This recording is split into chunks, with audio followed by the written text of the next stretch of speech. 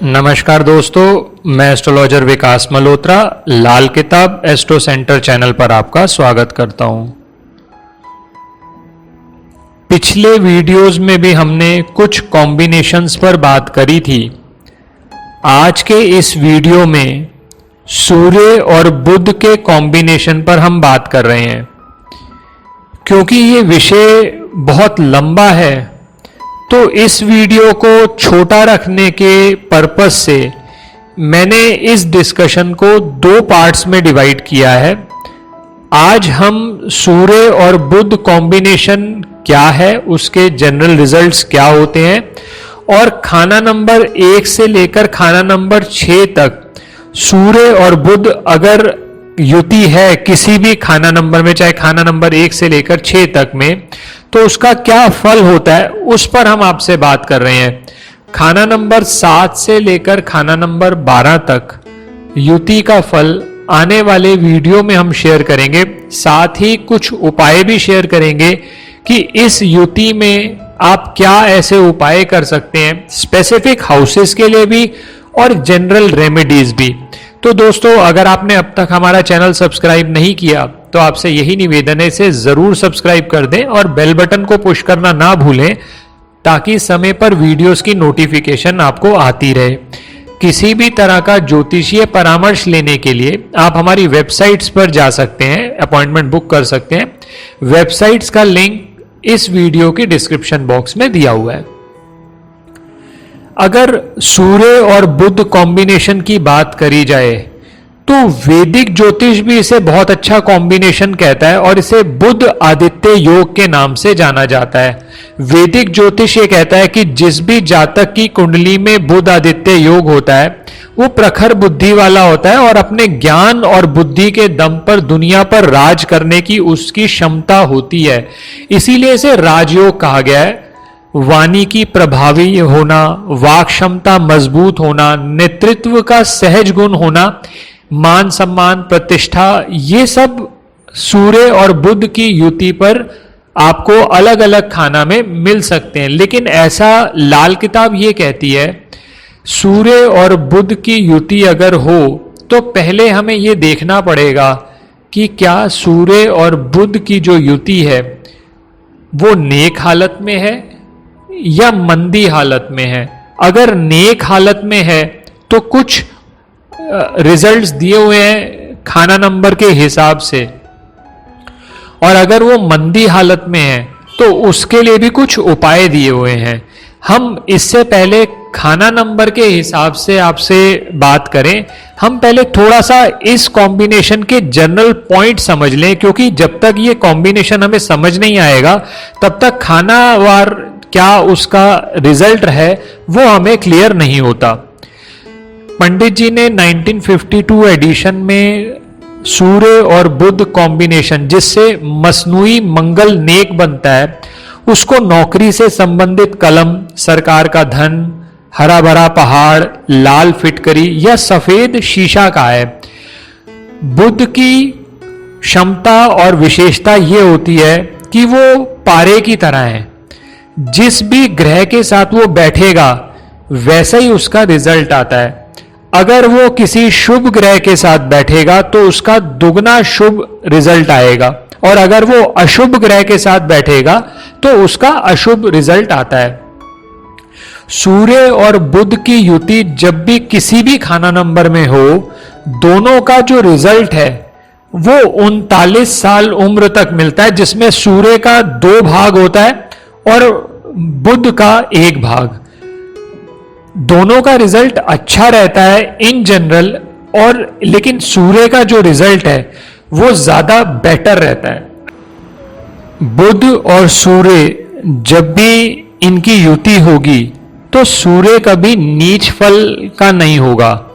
बुध बेशक मारा जाए या मंदा फल दे, यानी जिन घरों में सूर्य मंदा है उन घरों में, या नीच का है तो उन घरों में बुध का फल भी मंदा रहता है। और जहां बुध मंदा है वहां सूर्य को चाहे बेशक धब्बा लगे, लेकिन बुध की जितनी भी आशियां हैं, बुध से रिलेटेड जितने भी आर्टिकल्स हैं, वो सूर्य को मदद जरूर देंगे। सूर्य अगर इंसानी रूह है तो बुध विधाता की कलम है। सूर्य अगर दुनियावी बंदर है तो बुध उसकी दुम की तरह मददगार होगा, और दोनों कंबाइन होने से मंगल नेक बनता है। और ऐसे जातक की आदत होती है, वो खुद काम करके कमाने में विश्वास रखता है, खुद अपनी कमाई पर भगवान को धन्यवाद देगा और सबका भला करने वाला होगा।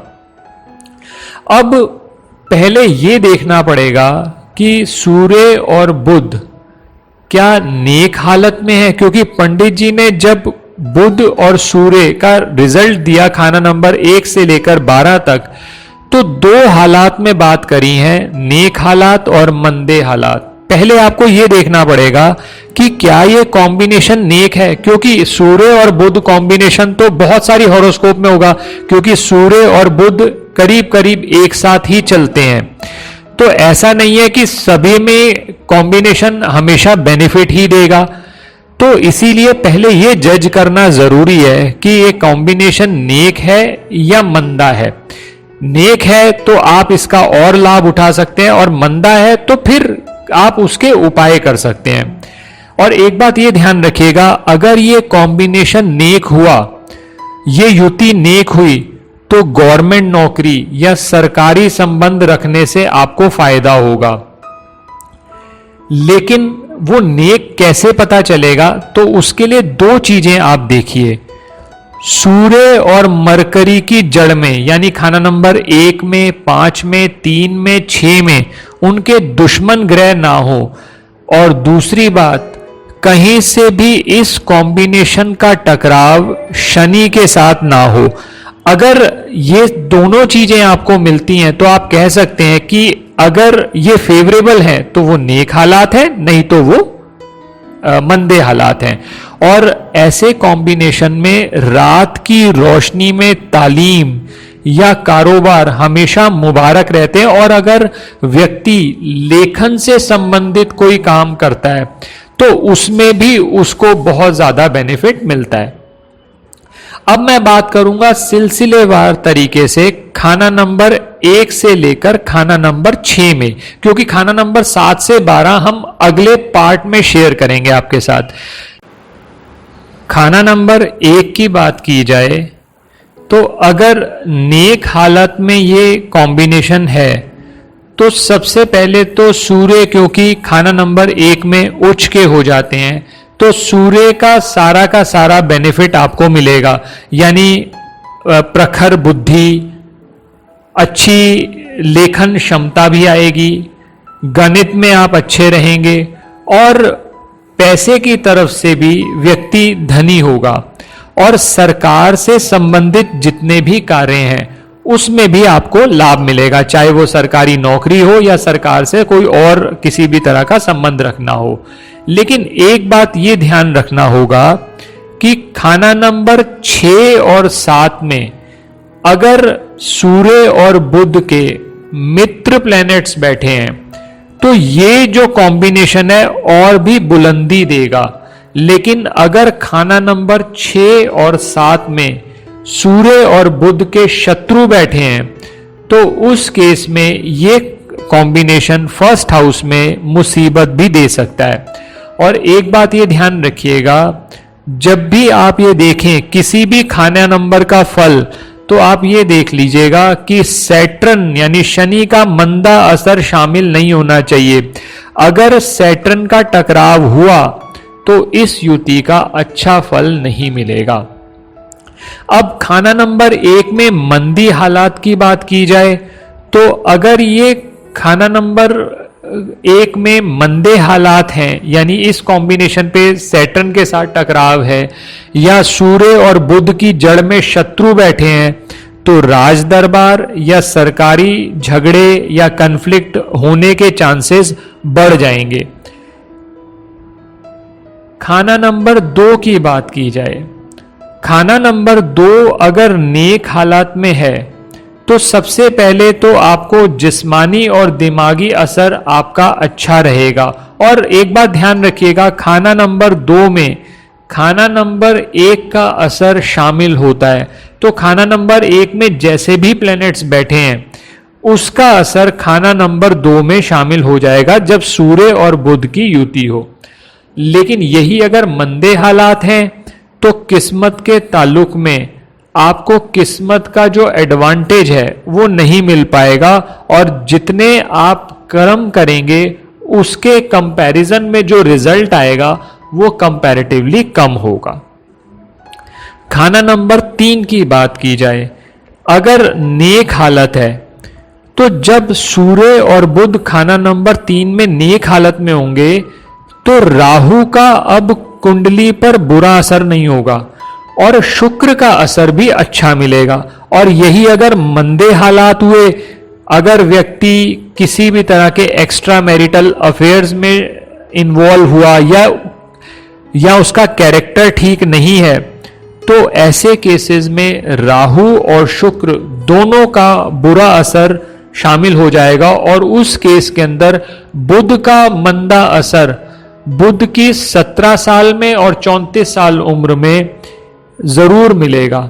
तो बुध के अरसे में व्यापार का नुकसान भी हो सकता है। खाना नंबर 4 की बात की जाए, अगर नेक हालात हैं तो ये राजयोग होगा और दोनों जो ग्रह हैं उनका असर उत्तम होगा, और जातक को रेशम या कपड़े का व्यापार से काफी फायदा होगा। लेकिन अगर किसी केस के अंदर सैटर्न से टकराव हुआ, जैसा मैं पहले भी बात कर चुका हूं, तो मंदे हालात हो जाएंगे, तो आपको इस व्यापार से भी फायदा नहीं मिलेगा। खाना नंबर 5 की बात की जाए तो नेक हालात में सूर्य और बुध दोनों का अच्छा फल मिलेगा, औलाद संबंधी सुख भी मिलेंगे और आपकी हायर एजुकेशन के चांसेस भी बढ़ेंगे। लेकिन अगर यही मंदे हालात हुए तो संतान पर नेगेटिव इफेक्ट होगा और अचानक किसी भी घटना की वजह से मौत तक हो सकती है। खाना नंबर 6 की बात की जाए तो नेक हालात में अगर हम बात करें तो बुध यहां पर उच्च के हो जाते हैं। अगर सूर्य कायम है तो बुध चाहे खाना नंबर 2 की दृष्टि से मंदा भी हो रहा हो, यानी खाना नंबर 2 में कोई ऐसा ग्रह हो जो बुध को देख रहा हो और मंदा कर रहा हो, तब भी नेक असर और नेक नसीब रहेगा उस जातक का। अगर सूर्य और बुध दोनों कायम है और खाना नंबर 2 खाली है तो औलाद का भी सुख होगा। अब यही बात की जाए मंदे हालात पर कि जहां बुध कायम है और सूरज मंदा हो रहा है खाना नंबर 2 की दृष्टि से, तो दोनों का नेक असर कम होता चला जाएगा। तो दोस्तों ये मैंने आपसे बात करी खाना नंबर 1 से लेकर खाना नंबर 6 में। पंडित जी ने लाल किताब 1952 में अलग अलग खानों के लिए अलग अलग रिजल्ट्स डिस्कस किए हैं और स्पेसिफिक रेमेडीज भी दी हैं। कई खानों में स्पेसिफिक रेमेडीज जो हैं वो मैं नेक्स्ट टाइम आपकी खाना नंबर 7 से 12 शेयर करते हुए आपके साथ डिस्कस करूंगा, और इसकी जनरल रेमेडीज आप क्या कर सकते हैं वो भी बात करूंगा।